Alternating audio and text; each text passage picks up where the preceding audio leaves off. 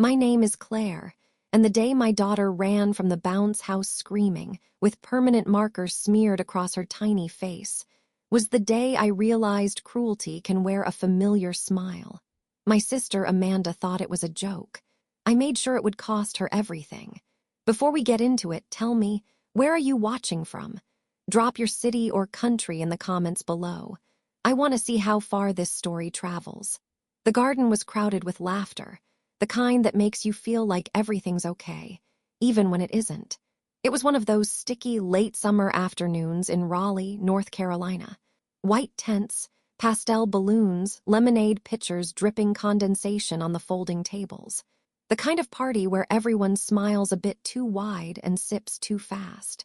My daughter, Lily, she's only 6, had been playing with the other kids in the bounce house for nearly an hour. Her blonde curls were soaked with sweat, her socks muddy. But she was smiling, or she had been.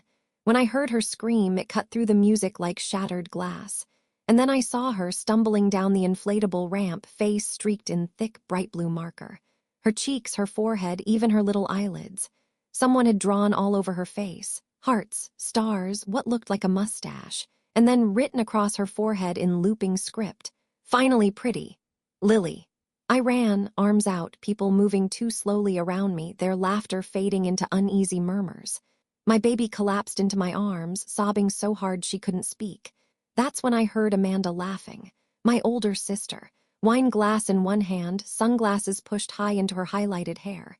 She was standing near the grill, still giggling like this was the funniest thing she'd seen all year. "What did you do?" I asked, my voice already shaking. "Oh, come on, Claire," she slurred lightly. "It's just a marker. Kids should learn to take a joke." People were starting to stare. A few guests looked at Amanda, confused. Others looked at me like I was the one causing a scene. "She's 6, I said, my voice rising. Amanda shrugged, sipping her drink like she hadn't just humiliated a first grader in front of 30 people. "She needs to loosen up. You're raising her to be so delicate." I don't remember grabbing a napkin. I just know I started wiping Lily's face, but it wasn't coming off. The marker was permanent. I felt my stomach turn. "Who did this?" I asked again, louder this time. Amanda's smirk spread, slow and satisfied. "It was all in good fun. Don't be so dramatic, Claire." Good fun. That phrase stuck in my throat like bile. My child marked up like a canvas by the very people who should have protected her. I glanced at my cousin's kids, 2 girls, maybe 10 or 11, standing near the bounce house. Guilty eyes. One of them was still holding a Sharpie. That's when I snapped. "Party's over," I said, my voice cutting the air like a knife. "Everyone out." Someone dropped a paper plate. The music stopped. Even the wind seemed to hush. "Claire, don't be ridiculous," Amanda started, but I turned on her so fast she actually stepped back. "You humiliated my daughter in front of everyone, and you're proud of it." "She's fine," Amanda rolled her eyes. "It's just marker." She was screaming. "You held her down. What kind of person does that?" "She's a drama queen, just like her mother." The words hit like a slap. I could feel my hands shaking. I looked around. People stood frozen, unsure of which side to take. My mother hovered near the porch, eyes darting, saying nothing. Josh, my husband, was across the yard, slowly walking toward us, tense but silent. No one moved to defend me. No one said anything, so I said it again, louder. "Leave, all of you." Amanda scoffed. "You're really going to make this a thing, over a joke?" "No," I said, pulling Lily closer to my chest. "I'm going to make this the last time you ever hurt my child." And then I turned, carrying Lily through the stunned silence, her sobs muffled against my blouse, her little arms wrapped so tightly around my neck it nearly choked me. The car was hot. The air stale, sticky with that mix of frosting and grass and something else, something bitter. Lily curled in the back seat, her pink party dress bunched at her waist, knees hugged tight to her chest. Her face was turned toward the window, even though we hadn't moved from the curb yet. I glanced in the rearview mirror. Her cheek was still streaked with marker where I hadn't scrubbed hard enough. My throat tightened. "Lily," I said gently, "do you want to talk about what happened?" She didn't answer. Her tiny fingers clutched the unicorn plushie from the goodie bag, its fuzzy white body now streaked with faint blue ink. After a few long minutes of silence, I started the engine. The drive home was only 10 minutes, but it felt longer than our last flight to Orlando. At a red light, I glanced back again. "Sweetheart, I'm so sorry," I whispered. "None of that should have happened to you." Lily finally spoke, but her voice was barely more than a breath. "Aunt Amanda said it was a makeover." I gripped the steering wheel. "She said I looked plain, that the other girls were prettier, so she held me down. Jenna and Paige helped, they laughed. She said I should be grateful, that now I could be one of the sparkly girls." Her voice cracked on the word sparkly. I couldn't breathe. At home, I ran a warm bath and carried her in. She didn't protest, didn't speak, just sat silent as I tried to scrub away the blue lines. I used everything: soap, oil, baby shampoo, even toothpaste. But it clung to her skin like a scar. She wouldn't meet my eyes. After, wrapped in a towel, she stood in front of the mirror in our hallway and burst into tears. "Don't make me look." I pulled her close, heart pounding in my ears. "You don't have to, not until you're ready." That night, she slept in our bed. Josh lay beside us, silent. He hadn't said much since the party, his face unreadable. But I saw the way he watched Lily, jaw tight, shoulders rigid. Fury in a quiet man is a terrifying thing. At 3 a.m., I woke to the sound of Lily whimpering. She'd wet the bed. She hadn't done that since she was 4. I got up, cleaned everything without a word. She never stirred. In the morning, I tried to coax her into school clothes, but she shook her head.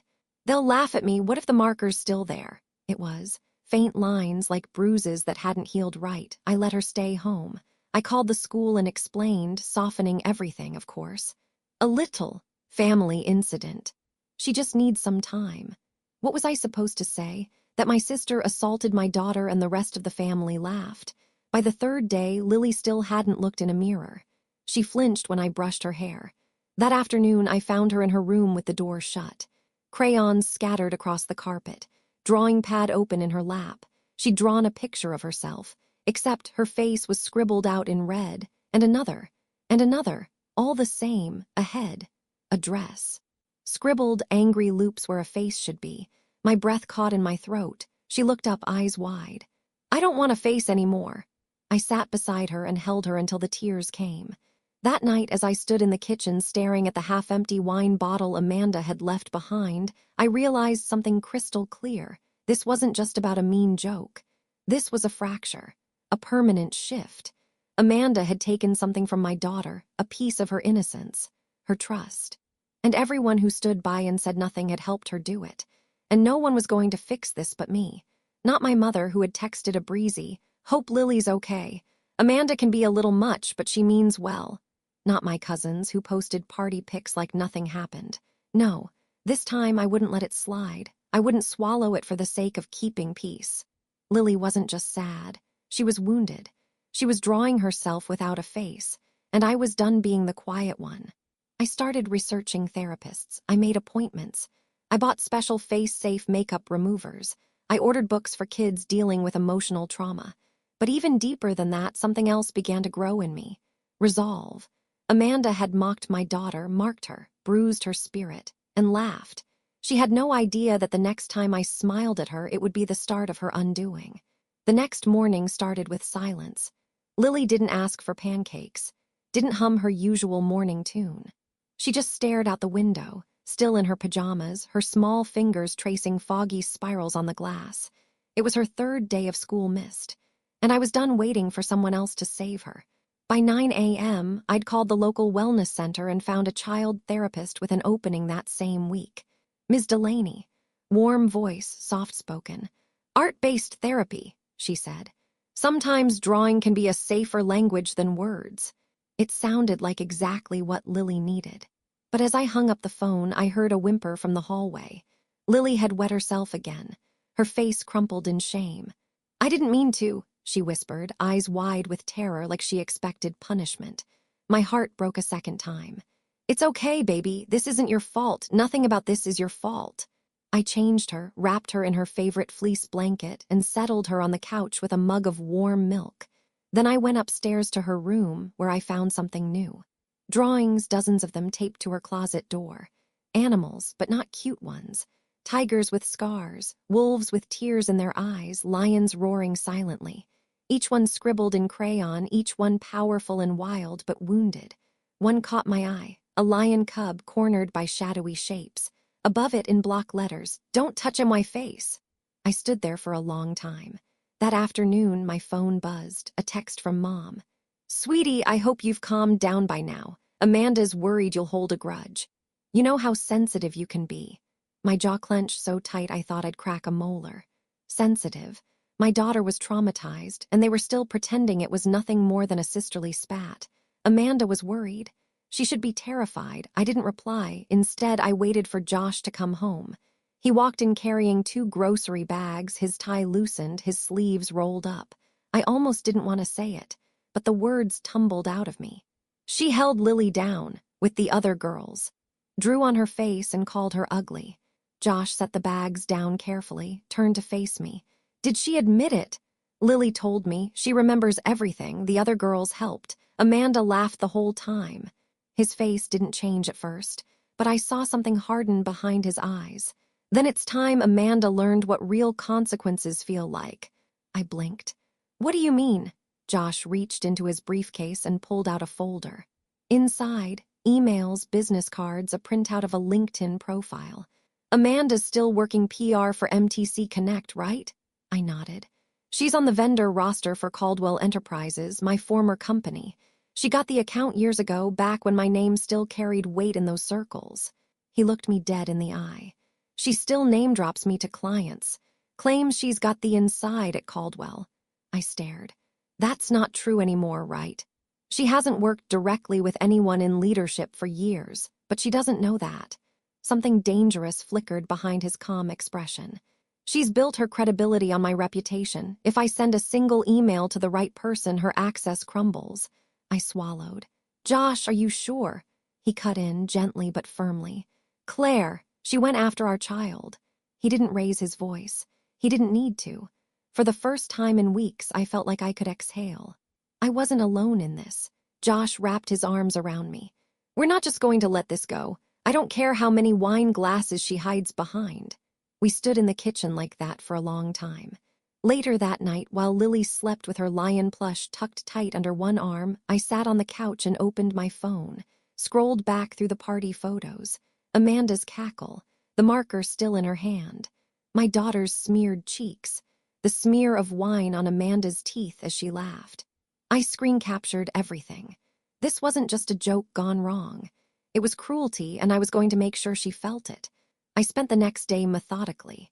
While Lily sat beside me on the couch, humming softly as she finger-painted swirls of orange and red, I scrolled through every photo, video, and comment from the party. I wasn't sure what I was looking for, maybe confirmation that I hadn't imagined it all. That someone, anyone, had seen what Amanda did and cared. Instead, I found more of what I feared. Photos of Amanda clinking glasses with the cousins who helped her. One blurry video where someone off-camera laughed. "She looks like a cartoon," while Lily tried to wipe her face on her dress. I paused it, frame by frame, until I saw Amanda in the background, shoulders shaking with laughter, watching my daughter cry. Save. Timestamp. Backed up twice. That night, I signed Lily up for the therapy sessions at Willowbridge Wellness Center. Their intake form asked for a brief description of the situation. I hesitated at the question about cause of trauma before typing. Family incident involving public humiliation and emotional harm. Child unwilling to see own reflection. Josh made calls too. I overheard one, brief and clipped. "Yes, she's still using my name in client calls, no. I haven't authorized anything since retirement. If she's implying she has inside access, that's false and potentially damaging." He hung up without another word and looked at me. "That was Martin Hall from Caldwell's compliance team." I nodded. Did he sound surprised? He sounded interested. That night, after Lily fell asleep, Josh and I sat at the kitchen table. I pulled out a flash drive and plugged it into my laptop. Every image, every video, every voice note I could find. He studied it for a moment, then slid it into his pocket. "We'll start with this." In the mornings, I focused on Lily. At therapy, Ms. Delaney greeted us with a soft voice and a basket full of animal figurines. "Lions can roar without sound," she told Lily, showing her a plush with one torn ear. "Sometimes strength isn't loud, it's quiet, but it's still real." Lily was slow to warm up, but that day she drew a tiger with a crown. "She fights back," Lily whispered. I had to turn away to blink fast. Ms. Delaney caught my eye and nodded once as if to say she's on her way back. Later, I took Lily for ice cream, even though it was barely 60 degrees out. She smiled just a little when I let her get 2 scoops. Mint chip and vanilla, her favorite. "Mom," she said, voice small, "can I draw her again tonight, the tiger?" "You can draw her as much as you want, baby. She's not scared anymore." I smiled, holding back tears. "Just like you." That night, I logged onto Amanda's social profiles. Still public, still curated with precision. Bikini selfies from the Hamptons, brand name collaborations, a pinned post with her top 5 PR tips. And then I saw it. A new post. Excited to announce a strategic new PR partnership with legacy giant Caldwell Enterprises. Big things ahead. Thanks to my favorite CEO for paving the way. Couldn't have done it without your wisdom. Below the caption, a photo of Amanda and Josh, an old one, maybe 6 years ago. But she'd cropped out the background, our home office, and added a fake filter that made it look like a formal portrait. My stomach dropped. She was doubling down.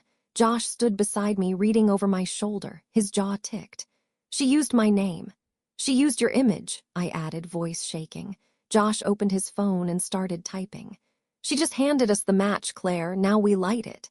As I sat there, I realized Amanda hadn't learned anything from what happened at the party. She wasn't sorry. She wasn't even scared. She thought her charm would carry her through like always, but charm doesn't erase evidence. And now she'd crossed into dangerous territory. This wasn't about family anymore, it was business. I used to believe revenge was loud, that it looked like shouting matches, slammed doors, wild threats flung like daggers across family dinners. But now I know it's the quiet work, the measured hand, the mother who stops pleading and starts documenting. That's who I'd become. While Lily colored quietly beside me at the kitchen table, I sifted through our digital life like an archivist. The bounce house, Amanda's laugh, her wine-slicked smirk as Lily cried. Dozens of photos and short videos from party guests I hadn't even remembered being there. Every laugh, every dismissive eye roll saved. It wasn't about spectacle. It was evidence. A story the truth could finally tell. At night, while Lily slept and Josh wrapped up his quiet business calls, I labeled each file by timestamp and context. One folder for photos, one for video, one for Amanda's public LinkedIn posts using Josh's name without consent, one for text threads that made me physically sick to reread. Meanwhile, Lily was healing in soft bursts. The child who couldn't face a mirror was slowly returning. Her drawings of faceless tigers had changed. Now they wore crowns. They had sharp teeth, yes, but they weren't snarling. They were calm, perched, in control. "She's rebuilding her sense of self," Ms. Delaney explained during one of our sessions. "That tiger with the crown, that's a child saying, 'You don't define me, I do.'" I nearly cried on the spot. After therapy, we'd go for walks, to the park, to the bookstore, sometimes just around the block. I kept our routines simple but intentional. Safe, familiar. Each time we passed a mirror in a store, Lily hesitated just a second longer. I didn't push. I just waited with her. Sometimes we fight for our children with our silence, too. Josh, on the other hand, fought with precision. One morning over coffee, he looked at me and said calmly, "It's time." He'd spoken with Martin Hall, a former board member at Caldwell Enterprises now leading compliance for several Fortune 500 clients. Amanda's PR firm had been name-dropping Josh in multiple sales pitches, despite having no legitimate access or authorization to do so. "She used an old photo of us," Josh said, sliding his phone across the counter. "Made it sound like she was still connected to Caldwell through me." The LinkedIn post was damning. Amanda, posed with Josh from years ago, cropped strategically. The caption read, "Big thanks to Caldwell Enterprises and my favorite ex-CEO, privileged to be bridging new partnerships under the guidance of old wisdom." It had nearly 300 likes. Several comments from clients, all congratulating her on the big win. "She used your face," I whispered. "She's building her entire career on your shadow." Josh's eyes were unreadable. "And I'm done letting her do it." He made his call that afternoon. The next morning, Amanda's profile was quietly flagged for ethics review by her firm. No fireworks. No warning. Just a whisper traveling down corporate hallways she didn't even realize she'd trespassed in. I wasn't finished either. From a new anonymous email, I sent everything to Caldwell's internal HR. Subject line: potential misrepresentation by vendor, documented use of unauthorized affiliation in professional promotion. I attached every screenshot, every saved video, every damning quote. No anger, no threats, just the truth delivered quietly with a mother's steadiness. A day later, I received a short reply from the compliance team. Thank you for the documentation. We are reviewing the matter thoroughly. Our vendor integrity policies are taken very seriously. No need to scream. She would feel it soon enough. Back at home, I focused on Lily. At her next session, she proudly showed Ms. Delaney a new drawing, a tiger cub standing next to an older lioness. "That's my mom," she said softly. "She makes the scary go away." I had to step outside and breathe. In just over a week, Amanda had gone from untouchable to investigated, and she didn't even know it yet because I wasn't going to shout. I was going to win quietly. Amanda didn't notice the shift right away. The first sign came 3 days later, a removed tag. A corporate partner untagged themselves from her LinkedIn post. No comment, just gone. Then the likes stopped rolling in. One by one, congratulatory comments disappeared until the post looked like a party where everyone had quietly slipped out the back door. Josh and I said nothing. We just watched. Lily, meanwhile, was blooming in slow motion. At therapy, she drew another tiger, this one mid-leap, teeth bared but eyes calm. She called it the one that bites back. Ms. Delaney beamed at her, then at me. "She's rebuilding her confidence. You did that." "No, Amanda did this. I just cleared the debris." At home, Lily laughed again, giggled over macaroni art, even started asking for mirror time, peeking at her reflection with a skeptical smile. "Do I look normal yet?" she'd ask. I'd answer the same way every time. "You look powerful." But the peace inside our home was a stark contrast to the quiet storm brewing beyond it. The message came on a Tuesday morning. Josh was reading the paper at the kitchen table when his phone buzzed. A simple email preview slid across the screen. Subject: urgent Amanda Grayson vendor inquiry. He opened it slowly, lips tightening with every word. "They're launching a formal investigation," he said quietly, eyes scanning the message. "A key client flagged her credentials as suspicious. Caldwell's reputation team has escalated the case to executive review." I nodded once. The evidence I submitted was making its rounds. "She's in free fall," I murmured, but it wasn't just the company anymore. That evening my mother called. I didn't pick up. She left a voicemail, her tone breathless and accusatory. "Claire, I just spoke with Amanda. Someone has filed a complaint about her work with Caldwell. She's devastated. She says this could ruin her career. Please tell me you had nothing to do with this." I didn't respond. Let them wonder. Let Amanda pace her kitchen, tearing into her wine stash, trying to pinpoint when the floor began to crack. Let her scroll back through her posts and wonder which smiling photo was the one that betrayed her. The next morning, another message came in, this time anonymous. An HR assistant from Amanda's company had found my anonymous inbox and responded. "I wanted to say thank you. The evidence you sent saved us from a potential public PR disaster. There will be consequences. I just thought you should know you were heard." Heard.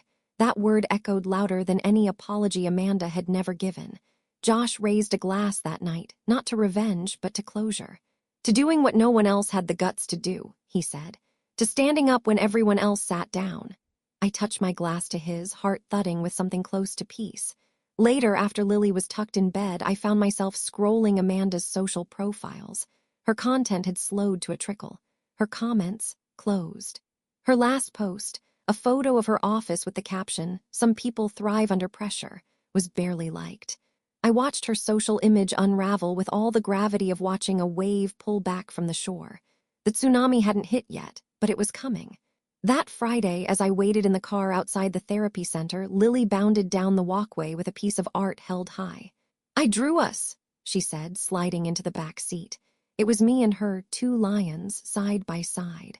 One big, one small. Both wearing crowns, both facing forward.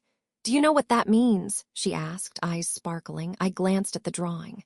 "What does it mean, baby?" she beamed. "It means we're not afraid of the mirror anymore." And just like that, I knew I'd already won. Amanda could lose her job, her clients, her curated life. That was justice. But this, my daughter smiling again, that was the victory. It was a quiet Monday morning, the kind that felt almost too peaceful, like the world was holding its breath. Lily was in the kitchen building a lion fortress out of cereal boxes. Josh had left early for a coffee meeting. I was scrolling through email when my phone buzzed with a number I didn't recognize. I hesitated, then picked up. "Hello," a long silence. Then, "You unbelievable," Amanda's voice sliced through the line. But it wasn't the smug tone she always used, the one that dripped with condescension and cheap wine. No, this voice was thinner, cracked, desperate. "You set me up." I said nothing. "You think I don't know it was you? The emails, the screenshots, do you realize what you've done?" I kept my tone even. "I protected my daughter. You destroyed me." "No, Amanda," I said, steady as glass. "You destroyed yourself. I just made sure someone was watching when you did it." She inhaled sharply. "Do you have any idea what I'm facing right now? Do you have any idea what Lily faced?" I snapped, suddenly furious. "What she's still working through because you thought humiliating a 6-year-old was funny. That was a joke." "No, Amanda. A joke is putting salt in someone's coffee, not pinning a child down and drawing on her face while laughing. And now you want sympathy."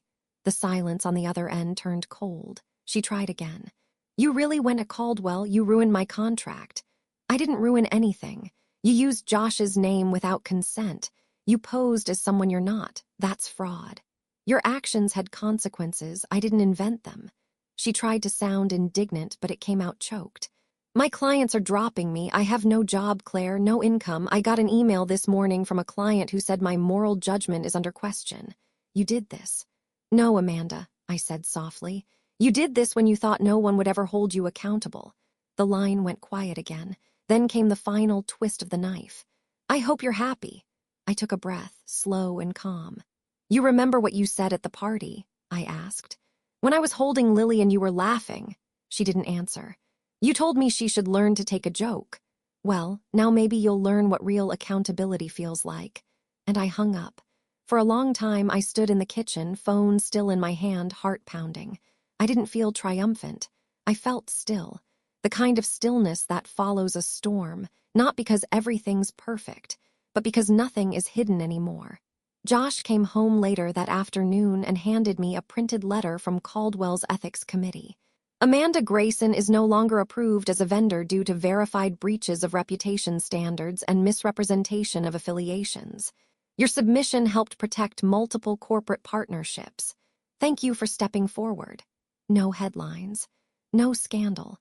Just consequences.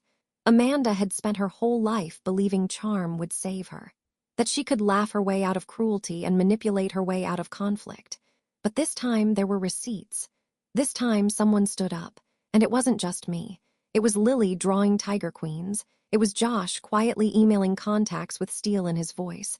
It was every silent person who'd ever swallowed their outrage in the name of keeping peace. And now the silence belonged to Amanda. My mother called that evening, twice.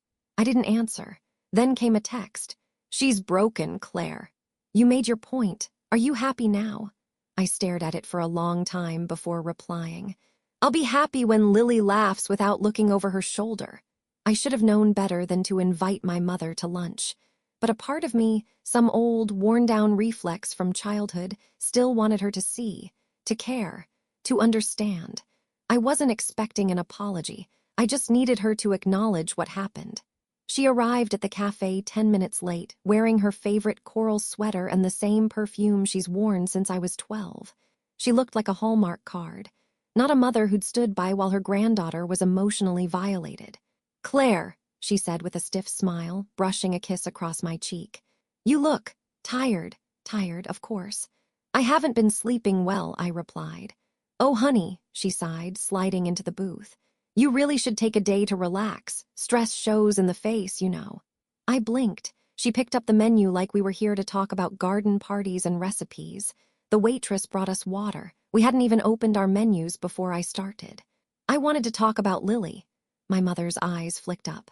"Yes, I figured. How's she doing now?"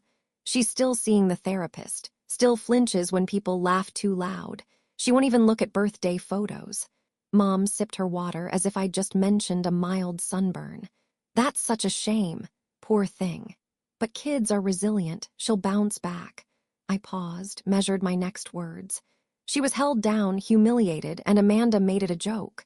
Mom set down her glass carefully. Claire, must we dig all this up again? Dig it up? It's been 2 weeks.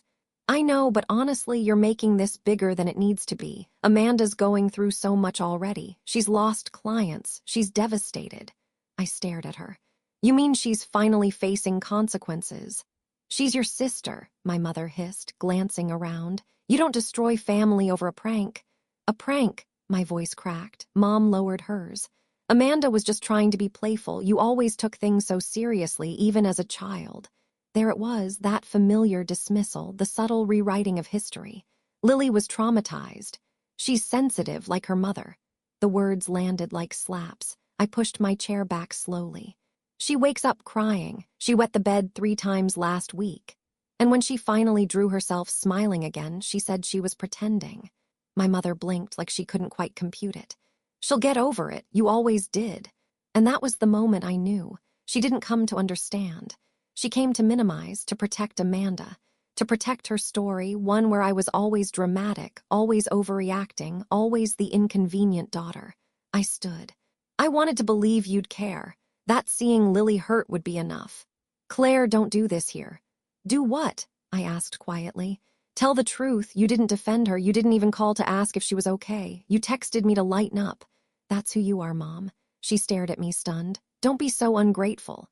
Ungrateful. I laughed once, bitter. You're lucky I still invited you to speak to me at all.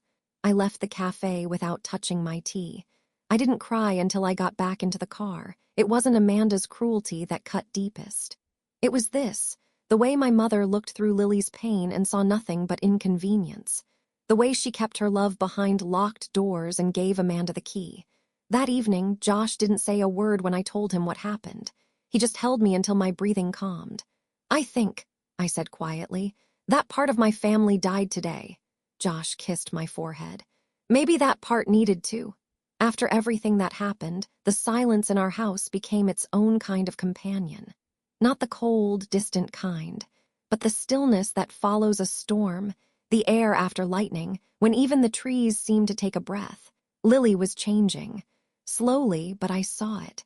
She no longer cried out in her sleep. She didn't flinch when I reached to brush her hair. The blue marks were gone, scrubbed off weeks ago, but I still caught her studying her reflection like she was trying to see if something underneath was still broken. Then one morning, she ran down the stairs wearing her old butterfly hoodie and shouted, I packed my own backpack. I froze. You want to go to school today? She nodded. I'm ready. I knelt down, held her tiny shoulders in my hands, and said the words I'd been waiting to say for weeks. You are brave, Lily, so brave. She just smiled and added, Ms. Delaney says tigers are brave even when they're scared. And that's when I realized the weight had started to lift, not just from her, but from me too. At school drop-off, her teacher met me at the door. We've missed her, she said gently. She's been through something. I nodded. She's working through it. She's stronger than people thought. The teacher smiled, then looked over my shoulder. A lot like her mother, I'd say. I didn't answer. I didn't need to. Meanwhile, at home, the last threads of Amanda's career were unraveling, and this time I wasn't the only one watching. Josh had spoken to another board member, quietly off record. Amanda's internal review was over. The company wouldn't be renewing her PR contract. Her name was being removed from vendor lists company-wide. She was informed yesterday, Josh told me, handing me a single printed email from HR. Effective immediately. And just like that, the final domino fell. She hadn't called. Not since that desperate, angry phone call 2 weeks ago. I imagined her scrolling through her contacts, wondering who to blame next. Her last post on social media had been 3 days ago, a blurry sunset and a quote. Sometimes the strongest thing you can do is stay silent. Even in ruin, she couldn't resist the dramatics, but silence hadn't been her strength. It had been mine. I didn't post anything. I didn't send a message. I didn't celebrate. I just folded the email and tucked it away. next to the drawing Lily made of the lioness and cub standing together, wearing crowns. My mother, though, wasn't done. The next morning, I opened my front door to find a white envelope resting on the mat. No return address, just my name. Inside was a handwritten letter. Claire, I still don't agree with how you've handled this. You humiliated your sister. You tore this family apart over something that could have been resolved with an apology.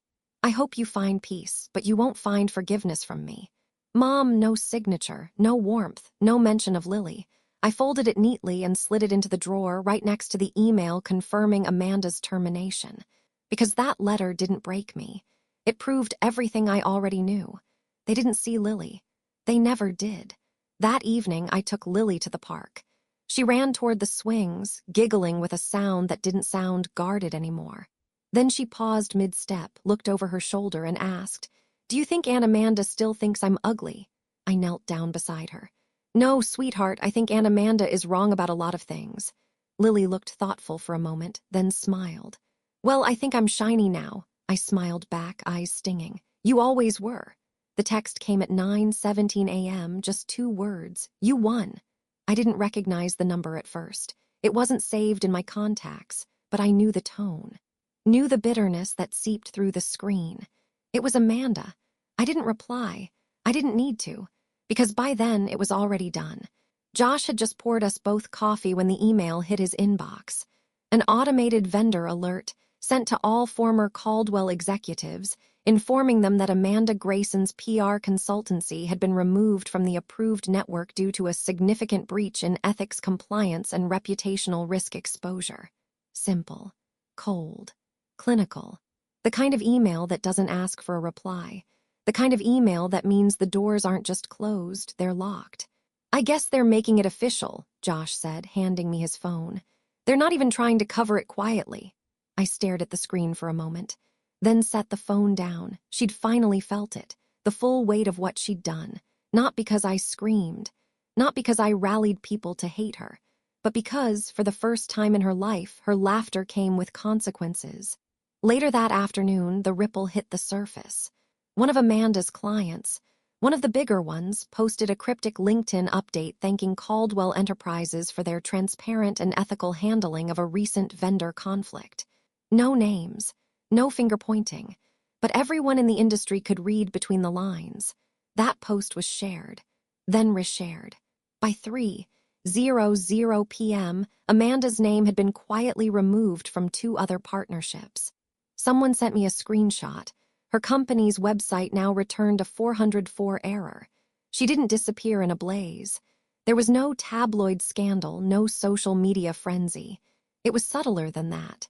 She vanished like a brand who'd overstayed its welcome, one empty inbox at a time, and I didn't feel triumph. I felt release. Josh opened a bottle of wine that night, nothing fancy, just a quiet nod to closure. We sat on the porch, watching Lily in the yard, chasing fireflies with that same tiger hoodie flapping behind her like a cape. "She's glowing again," he whispered. "She's healing," I said. "She doesn't even know how brave she is." Then, as if she'd heard us, Lily turned and shouted, "Mom, I caught one." I smiled. "Keep it gentle." "I am gentle," she called back, "but I'm also fast." That made Josh laugh. "I think she just described you." Maybe she did. After she went to bed, I opened my laptop and checked my anonymous email account. There was a new message from the same journalist I'd contacted weeks ago, the one I'd sent the story to. "Claire, I've held onto your message, sat with it. I've heard 100 stories of injustice, but few have stuck with me like this. Not because it was loud, but because it was careful. Would you ever consider speaking publicly, even anonymously? I think the world needs to hear what happens when mothers stop apologizing for protecting their kids." I closed the laptop slowly. Maybe, not now, but someday. For now, I just needed a few more nights like this. Fireflies, peace, the sound of my daughter laughing in the yard without a shadow behind her, and maybe a glass of wine with the man who never asked me to just let it go. The text came in just after dinner, from my mother. "She lost her job, Claire. Are you satisfied now?" No hello, no how's Lily. Just a demand wrapped in guilt, the kind only mothers seem able to conjure with so few words. I stared at the message for a long time before responding. I didn't want revenge, I wanted safety. And for the first time, I turned my phone off after hitting send. I thought that would be the end of it. But 2 hours later, there was a knock at the door. Josh and I exchanged a glance. It was late. The porch light had already clicked on, and the street was quiet. I opened the door to find my mother standing there, arms crossed, her expression unreadable. "Mom." She didn't wait for an invitation. "I want to talk." Josh stepped into the living room, protective as ever, but I nodded. "It's okay." She followed me into the kitchen, the same place where I'd once stood crying while scrubbing marker from my daughter's skin. I poured 2 cups of tea, even though I didn't want to share anything with her. Not warmth, not kindness, but some rituals die hard. He stared at the steam, then said, "Amanda hasn't left her apartment in 3 days. She's devastated." I said nothing. "She's lost everything, Claire, her job, her credibility, her future. She lost those things when she chose to be cruel," I said evenly. "Not when I refused to cover for her. You didn't have to go this far." "I didn't go anywhere. I stayed right here, raising my daughter, healing her. You're the one who stayed silent when Amanda mocked a child to tears. She's your sister." "Was?" My mother flinched. "You can't just erase blood." "She erased herself when she held down my 6-year-old and laughed while doing it." We sat in a heavy silence. Then she finally asked, "Why didn't you just call me, tell me what you needed from me?" "Because I already knew you wouldn't give it," I said quietly. "All I wanted was for someone to say it wasn't okay. That Lily didn't deserve it. That Amanda went too far. But instead, you praised her for being fun and uninhibited. You compared Lily to me as if being hurt is somehow hereditary. I was trying to calm things down. No, you were trying to protect the version of the family that keeps you comfortable, the one where Amanda is the golden girl and I'm just too sensitive. But guess what? Sensitivity is exactly what protected my daughter." Her shoulders slumped slightly. "She's drawing again," I continued. "She's laughing. She went back to school this week. You didn't ask, but that's how Lily's doing." My mother looked down into her tea like it held a different answer. "I didn't come here to fight." "I didn't either, I just don't want lies in my house anymore." She took a long breath. "You really think this was justice?" "No," I said, voice steady. "I think this was mercy, because if I had done to Amanda what she did to my daughter, you would have burned me at the stake." That landed. She didn't speak again, just stood slowly, gathered her purse, and walked toward the door. She paused there, hand on the knob. "You know, I never expected you to be this strong." I looked her straight in the eye. "That's because you were never looking." The door clicked behind her. Josh emerged from the hallway and wrapped his arms around me from behind. "You okay?" I let out a long breath. "I'm not broken anymore." He kissed my temple. "Neither is she." I looked toward the stairs, where Lily's night light glowed beneath her door. No, she wasn't. And neither was I. The art therapy showcase was held on a Saturday morning in a sunlit community hall lined with folding chairs and construction paper signs. Bright string lights were strung along the windows, and every table sparkled with crayon portraits, clay animals, and abstract brush strokes of bravery. Lily gripped my hand tightly as we walked in. "You okay?" I whispered. She nodded. "A little scared. But Ms. Delaney said it's okay to be scared and still be proud." I crouched beside her, brushing a strand of hair from her face. "You've earned this moment. This is your voice. Let the world hear it." We walked past tables of other children's work, all vibrant and bursting with emotion. Parents beamed, therapists lingered nearby with quiet pride. Then we reached Lily's display. It was simple, just 3 drawings taped gently to a trifled board. But my breath caught in my throat. The first drawing was of a tiger, crouched low in tall grass, eyes wide, uncertain. The second was mid-roar, mouth open, front paw slashing through a storm cloud. But the third was something else entirely. A tiger standing tall on a rock with a golden crown resting between her ears. Her tail curled behind her like a ribbon. And on her chest, a faint heart glowed in soft orange strokes. And next to the tiger was a smaller one, also wearing a crown. Beneath it, scrawled in blocky handwriting, were the words, "She's me, and she's my mom." I couldn't speak. My throat burned. My chest felt like it might split open from the weight of what she'd drawn. Ms. Delaney appeared beside us, smiling gently. "She told me this week that she finally knows what power feels like, and that she's not afraid of mirrors anymore." I nodded, blinking fast. Thank you for helping her find her roar again. She already had it, she said. We just helped her hear it. Lily looked up at me. Do you like it? I dropped to one knee and hugged her tight. I love it. After the show, we walked home hand in hand. The air was cool and gold with early autumn. Light spilled through the leaves above us, catching on Lily's hair like a halo. She didn't hide her face once. She stopped to wave at a neighbor. She skipped once on the sidewalk. She wasn't pretending anymore. As we reached our porch, she turned to me suddenly. Mom, yeah, baby. Even if people are mean again someday, I'm still me, right? I knelt down, looked her straight in the eyes. You are you, brave, kind, strong. No one can take that away, not even someone who says they love you. She nodded solemnly, like a queen accepting truth. Then quietly she whispered, Can I put my drawing in my room now? Anywhere you want. And as we stepped into the house, I knew this wasn't just the end of a painful chapter. It was the start of something new, not just healing, not just recovery, but power, not mine, hers, 1 year later. A soft autumn sun filtered through the windows of the Raleigh Community Center, where a panel on childhood resilience and family trauma was about to begin. I sat behind a long table draped in a white cloth, microphone in front of me, nerves simmering under my skin. The woman beside me, a pediatric therapist, nodded encouragingly. You don't have to name names, she told me earlier. Just share the truth. I could do that. I'd already lived it. When it was my turn to speak, I cleared my throat and looked out over the room. Not a large crowd, maybe 30 faces. Parents, educators. A few college students scribbling notes. A couple of older women in the back with tired eyes and knowing expressions. I want to tell you a story, I began. About a little girl who stopped looking in mirrors, who cried every night for weeks and asked me if she'd ever feel normal again. The room went still. She was humiliated by someone who should have loved her, laughed at, marked, told she wasn't pretty unless her face was altered by someone else's idea of a joke. I didn't tremble when I said it. She was 6. I let the words settle. Her mother was told to lighten up, that she was being dramatic. That family comes first. That forgiveness matters more than accountability. And for a while, she believed them. Until she looked at her daughter and realized silence was a permission slip for cruelty. A few heads nodded. I glanced down at my note card, though I didn't need it. She didn't scream. She didn't post online. She simply stopped apologizing for standing up.